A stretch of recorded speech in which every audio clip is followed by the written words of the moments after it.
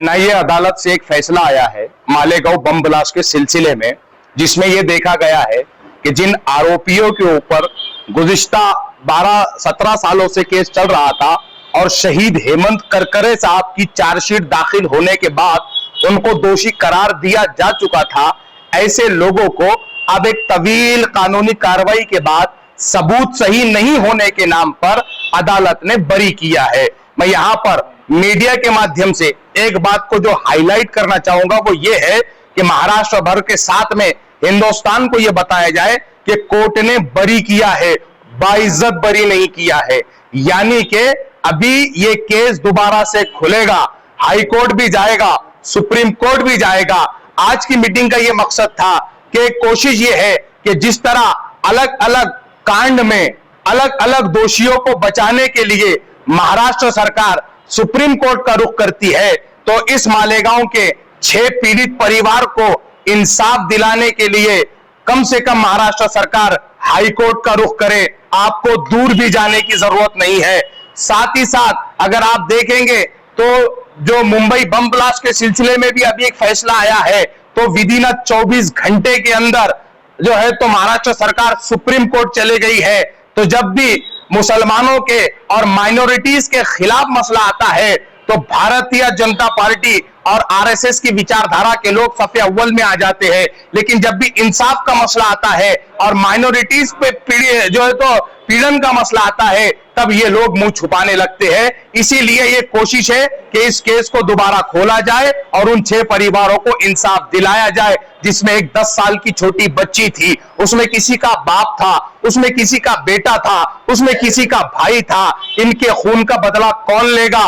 अगर आप देखेंगे तो ये ऐलान किए इस तरह से हुआ कि जो है तो बम ब्लास्ट तो हुआ है, लेकिन करने वाला कौन था पता नहीं। शायद जहन्नम से कोई फरिश्ते आए हो और आग लगा दी हो, उसके वजह से 6 लोग जलकर मर गए हैं।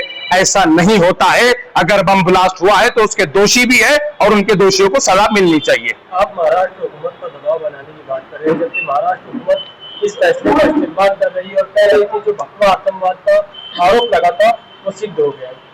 देखिए, महाराष्ट्र सरकार की हमेशा से ये आदत रही है, खास करके संघी विचारधारा की, कि इस तरह के मामलात को जो माइनॉरिटीज के खिलाफ हो इसको दबाया जाए, और जब जो सरकारें जिसके खिलाफ काम करती है तभी तो उन सरकारों पर दबाव बनाया जा सकता है। अगर सरकार इसके हित में काम करती तो दबाव बनाने की बात ही पैदा नहीं होती। दबाव किस तरह बनाया जाए? हम सबसे पहले तो सीएम से मिलकर बात करने की कोशिश करेंगे, और अगर ऐसा नहीं होता है तो फिर इसको सड़क की लड़ाई भी लड़ी जाएगी, अदालत की लड़ाई भी लड़ी जाएगी। अच्छा, जमीयतुल उलमा ने भी इसे चैलेंज करने का ऐलान किया है, तो क्या साथ मिलकर करेंगे? मैं मुल्क अजीज हिंदुस्तान की कदीम तारीखी तंजीम जमीयत उलमा के तमाम जिम्मेदारान का सबसे पहले शुक्रिया अदा करता हूं, जो ऐसे मसाइल में सफ़े अव्वल में खड़े रहकर काम करते हैं। हम जमीयत उलमा के कदम से कदम मिलाकर चलेंगे। अगर जमीयत चाहेंगी हम उनके कंधे से पीछे चले तो हम पीछे चलेंगे, लेकिन मिल्लत के मसाइल में हम मिल्ली तंजीमों के साथ खड़े हुए हैं। वंचित बहुजन अघाड़ी के महाराष्ट्र के जिम्मेदारान जनाब तैयब जाफर साहब कुल जमाती तंजीम से मुलाकात के लिए मालेगांव तशरीफ लाए। डॉक्टर प्रकाश अंबेडकर साहब जो मजलूमों की आवाज बनकर हिंदुस्तान में बेबाक तरीके से बोलते हैं और उस पर कानूनी लड़ाई लड़कर इंसाफ दिलाने की कोशिश करते हैं, उस तंजीम से, उस संगठन से आज जिम्मेदारान कुल जमाती तंजीम से मुलाकात करने के लिए तशरीफ लाए। मकसद ये था कि मालेगांव शहर में 2008 में बम ब्लास्ट हुआ, उस बम ब्लास्ट का फैसला जो है अभी पिछले दिनों आया, जो फैसला आया इंसाफ नहीं आया है। उस इंसाफ के दिलाने के लिए वंचित बहुजन अघाड़ी जो है हमारा साथ चाहती है, और ये हमारा हक भी है कि शहर मालेगांव इसमें सफ़े अव्वल से रहे, और ये हमारा ही हक था कि इसकी पहल हम करते, मगर वंचित बहुजन अघाड़ी के जनाब प्रकाश अंबेडकर साहब ने ये पहल की है, ये कदम उठाया है। हम उस कदम की मुकम्मल तायद हिमायत करते हैं और उम्मीद दिलाते हैं कि जहां जब कुल जमाती तंजीम का आपको साथ की जरूरत पड़ेगी, आपके साथ खड़े होने के लिए मुकम्मल तौर से तैयार है।